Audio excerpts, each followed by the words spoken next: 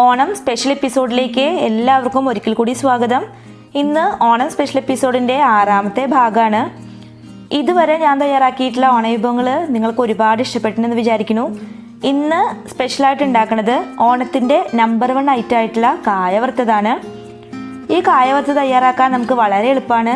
അതുകൊണ്ട് തന്നെ എല്ലാവരും ഈ പ്രാവശ്യം വീട്ടിൽ കായ വറുത്തെടുക്കണം. കടയിൽ നിന്നും വാങ്ങാനായിട്ട് നിൽക്കരുത്.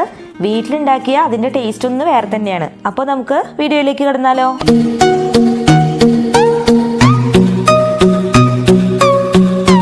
കായ വറുത്തത് തയ്യാറാക്കാനായിട്ട് കായ തൊലി കളഞ്ഞ് മഞ്ഞൾപ്പൊടി ചേർത്ത വെള്ളത്തിൽ ഇട്ട് വെച്ചേക്കാണ്. കായയുടെ കറ പോകാൻ വേണ്ടിയിട്ടാണ് നമ്മളിങ്ങനെ ചെയ്യണത്. കായ 4 ആക്കിയിട്ടോ വട്ടത്തിലോ നമുക്ക് നുറുക്കിയെടുക്കാം. ഞാനിവിടെ 2 തരത്തിൽ നുറുക്കിയെടുക്കുന്നുണ്ട്. ഓണത്തിന് സ്പെഷ്യലായിട്ടും ആൾക്കാർ 4 ആക്കിയിട്ടാണ് നുറുക്കിയെടുക്കാറ്. പിന്നെ ഇതിലേക്ക് തളിച്ചു കൊടുക്കാനായിട്ട് ഒരു വെള്ളം തയ്യാറാക്കണം. അതിനായിട്ട് കുറച്ച് വെള്ളം എടുത്തിട്ട് അതിലേക്ക് 1 ടീസ്പൂൺ മഞ്ഞൾപ്പൊടിയും ആവശ്യത്തിന് ഉപ്പും ചേർത്ത് ഇളക്കി ഒരു ഭാഗത്തേക്ക് മാറ്റി വയ്ക്കാം. ഒരു ഉരുളിയിലാണ് ഞാനിന്ന് കായ വറുത്തെടുക്കുന്നത്.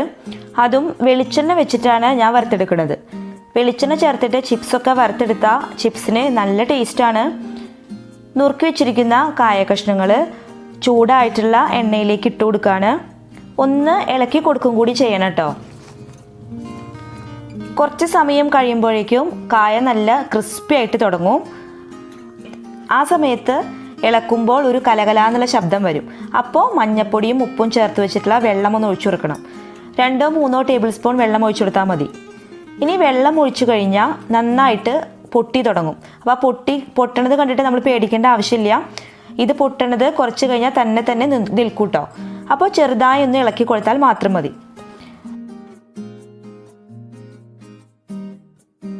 ഈ കായ കളറ് മാറിയിട്ട് ഗോൾഡൻ ബ്രൗൺ കളർ ആയി കിട്ടുന്നത് വരെ എണ്ണയിൽ കിടക്കണം.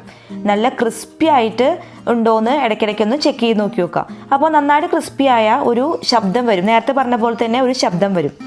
അപ്പോൾ ആ സമയമായ കായ ചിപ്സ് എണ്ണയിൽ നിന്ന് വറുത്ത് കോരിയിട്ട് മാറ്റി വയ്ക്കാം. ഇനി ബാക്കിയുള്ള കായ മുഴുവനും ഇതുപോലെ വറുത്ത് കോരിയിട്ട് മാറ്റി വയ്ക്കാം. രുചികരമായ കായ വറുത്തത് റെഡിയായി കഴിഞ്ഞു. നിങ്ങളെല്ലാവരും ഈ ഓണത്തിന് ഇതുപോലെ കായ വറുത്തെടുക്കണം. വളരെ എളുപ്പമാണ്, അതുപോലെ തന്നെ വളരെ ടേസ്റ്റിയാണ്. വീണ്ടും ഒരു അടിപൊളി ഓണവിഭവമായിട്ട് വരാം. അതുവരേക്കും നന്ദി, നമസ്കാരം. Thank you for watching.